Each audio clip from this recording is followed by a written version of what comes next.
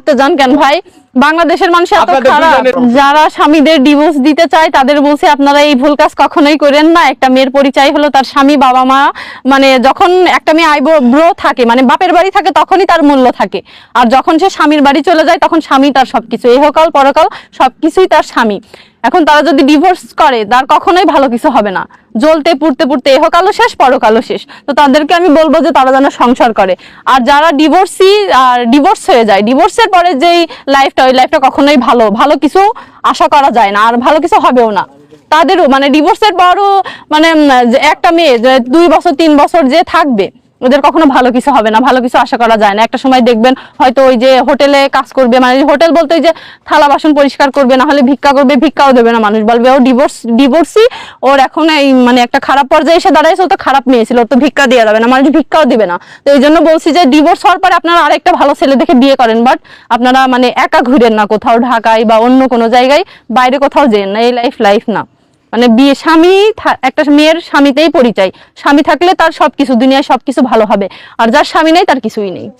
তো আসলে আমি ওই আল্লাহর কাছে নামাজের পার্টিতে একটা কথাই বলছি, আল্লাহ আমার জন্য মৃত্যু হয়ে যায় এই বাসায়, জানাজা করুক, এখানে কবর দিয়ে দিক, তাও স্বামীর বাড়ি, মানে স্বামীর বাড়ি আমার কবর হোক। আমি এর আগে আমি কখনো যাব না। বহুত চেষ্টা করো ডিভোর্স করাইতে পারো কিনা, ঠিক আছে?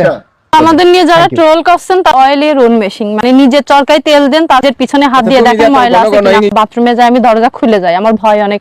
আপনি কিছুই করতে পারবেন না, আপনি শুধু একটা অফার, একটাই কাজ, সেটা হচ্ছে আপনার ফিজিক্যালে যাওয়া। কিন্তু আপনারা তো দেখছেন আমার মারার প্ল্যান করে এসেছেন, আমি ওকে ছেড়ে যাবো কিনা?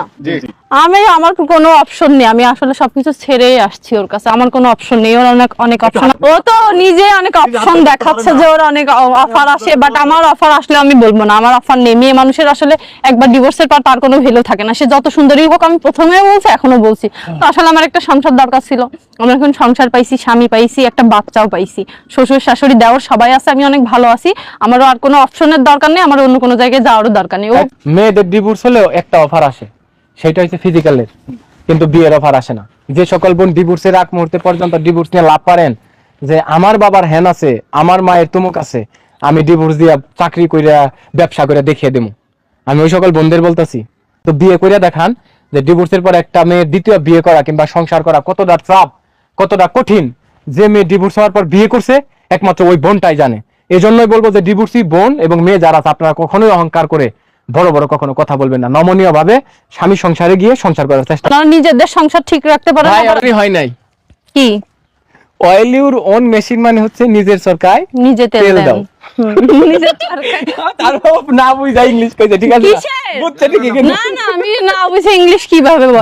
আচ্ছা আমার গা বন্ধ দেওয়া আছে, তারপরেও আমার খারাপ লাগছে অনেক। আমি যখন রান্নাঘরে যাই বা বাথরুমে যাই, আমি দরজা খুলে যাই, আমার ভয় অনেক, মনে হয় পিছনে কে যেন দাঁড়ায় আছে। এখানে আমার কবরস্থান হোক, তো আমার বাপের বাড়ি আমি যাবো না, আমার যত কষ্টই হোক না কেন। আমার আম্মুরা অনেকবার কল দিয়ে আসতে বলছি, কিন্তু ফ্যামিলিগত প্রবলেমের কারণে আসেনি।